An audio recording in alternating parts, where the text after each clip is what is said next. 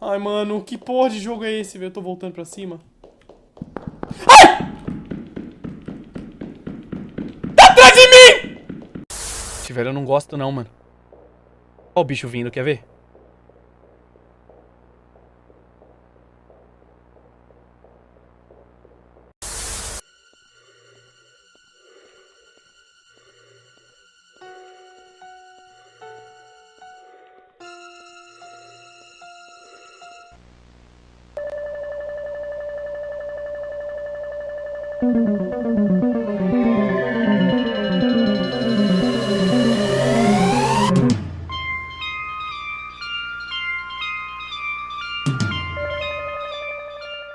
Opa, boa noite, eu sou o Trotsuaki e PS1 Horror. Talvez você não conheça de nome, até porque nem eu conhecia esse termo. Mas pra quem não sabe, são esses jogos aqui. Pra ser mais exato, jogos com a vibe de PS1. Uma coisa que é fato é que hoje em dia só tem jogos nessa vibe, ou pelo menos a grande maioria deles. Sabendo disso, veio uma pergunta em minha mente: por que tem tanto jogo desse estilo e por que é tão famoso? Então, pra caso você tivesse essa dúvida, eu também vou deixar pra você ver aí. Mas antes do vídeo começar, bem rapidinho, eu erro de mesmo, juro pra você.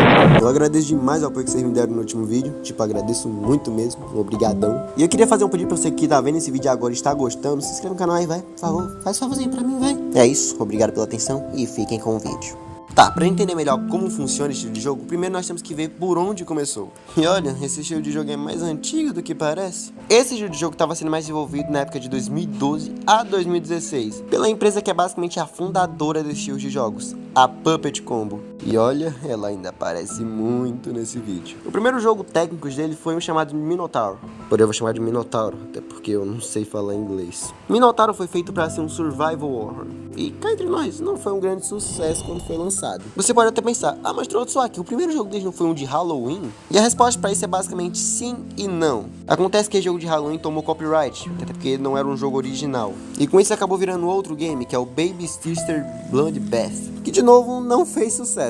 Mas finalmente em 2015 lançou o hit da Puppet Combo, que é o Power Drill Massacre. E foi esse jogo que popularizou esse estilo de game. E você já tá pensando, quer dizer que foi nessa época que começaram a surgir mais jogos nesse estilo? Não, eles só começaram a surgir em 2020, sendo um dos primeiros Haunted PS1 Demo Disc e Stay Out of the House em 2022, que de novo foi feito pela Puppet Combo. Mas foi em 2021 que uma empresa chegou botando pau na mesa e mandando medir.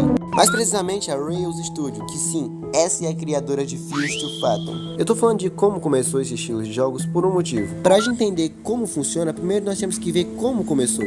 Fears to Fathom foi tão aclamado e talvez o jogo que você mais conheça quando se fala de PS1 Horror. Um dos motivos principais é porque Fears to Fathom foi, querendo ou não, inovador. Você por acaso já viu o Diário dos Horrores? Pelo menos eu acho que é assim o nome da série. Fears to Fathom, cada episódio é como se fosse uma fase do jogo. E cada fase são novos personagens e novos antagonistas. Como no episódio 4, em que a gente simplesmente controla um guarda de parque. E esse é o episódio mais famoso, sendo aquele que tem uma seta escondida na floresta. Outra coisa que faz o povo gostar bastante de Fears to Fathom é que ele é baseado em fatos reais. Que vai, só de eu falar que isso é baseado em fatos reais já dá um pouquinho de cagaço, né não? Realmente não tem como negar, fez sucesso pra caralho. E você se lembra que eu disse que Power Drill Massacre foi o jogo que popularizou aquele estilo de game? Então, Fears to Fathom fez a mesma coisa, porém deu muito mais sucesso. Tanto que ele é o mais conhecido no PS1 Horror. E agora que a gente finalmente entendeu como surgiu a vibe PS1 Games Horror, a gente finalmente vai poder montar o quebra-cabeça de por que faz tanto sucesso. Vale ressaltar que o que eu vou falar a partir daqui é minha opinião, a partir das pesquisas que eu fiz pra fazer esse vídeo. Então você pode muito bem concordar ou discordar do que eu vou falar aqui. E se você quiser dar sua opinião, é só você colocar nos comentários que com certeza eu vou estar lendo. E tá, por incrível que pareça, tem um motivo psicológico pra isso. Na verdade tem vários, mas eu vou falar alguns aqui pra você.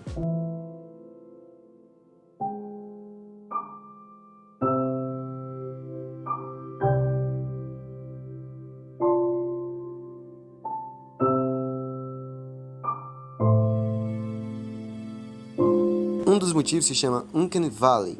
Eu acho que é assim que se fala. Uncanny Valley, ou Vale da Estranheza, é um fenômeno psicológico, onde tentam replicar humanos, usando robôs, animações ou IA. Acontece que eles só parecem humanos, ou muitas das vezes nem isso. Que caso você não esteja entendendo, é esse efeito que tem no rosto dos personagens de jogos PS1 Horror. Acontece que o low poly ele acaba distorcendo nossos rostos. É só você parar pra analisar todos os jogos que tem essa estética. Só de analisar o rosto você vai perceber que traz um aspecto de que tem algo errado aqui.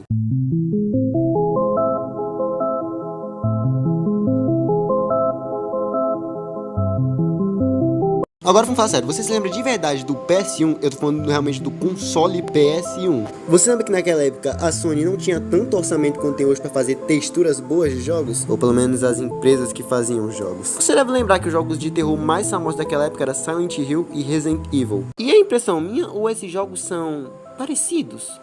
Ou até quase. E esse motivo também pode estar ligado com a galera de hoje em dia, pelo menos os jovens de hoje em dia. E pra você entender melhor o que eu tô dizendo, tem uma frase que faz total sentido com esse contexto. Antigamente era melhor. Um dos aspectos mais importantes dos jogos que o povo tanto vê, que é o assunto do vídeo, é o aspecto de PS1. Isso se deve porque o pensamento de antigamente é melhor é a frase mais atemporal que existe no planeta. E isso se deve principalmente por causa da nostalgia, aquele sentimento de algo é muito bom quando a gente era criança. E querendo ou não, a gente ainda acredita nisso. Mas eu não tô também falando que os jogos hoje em dia são ruins, ou que os jogos de antigamente são ruins. Eu tô querendo dizer que a nostalgia de antigamente, dos jogos de antigamente, faz a gente querer ver os jogos de hoje em dia com essa textura, porque lembra você do seu passado. Claro, você pode não ter vivido a época de Silent Hill ou Resident Evil de PS1. Mas uma coisa que você deve reparar é que nós, jovens de hoje em dia, procuramos mais coisas de antigamente. Nós gostamos do aspecto de antigamente. Pelo menos a grande maioria de nós. E olha, por incrível que pareça, tem um termo pra isso na psicologia. Se chama nostalgia histórica. Basicamente, nostalgia histórica significa sentir nostalgia por um período anterior ao seu nascimento. Isso é geralmente construído por mídia, relatos ou estatística cultural. E vai lembrar que alguns pesquisadores também usam a anemoia. E também tem a retromonia, um conceito cultural de Simon Reynolds. Pesquisadores como Christine Bachon estudam nostalgia há décadas. Ela mostra que jovens tendem a usar nostalgia como regulação emocional, construção de identidade ou sensação de estabilidade em tempos incertos. Claro, o foco não é só a geração Z, os dados incluem adolescentes e jovens adultos também.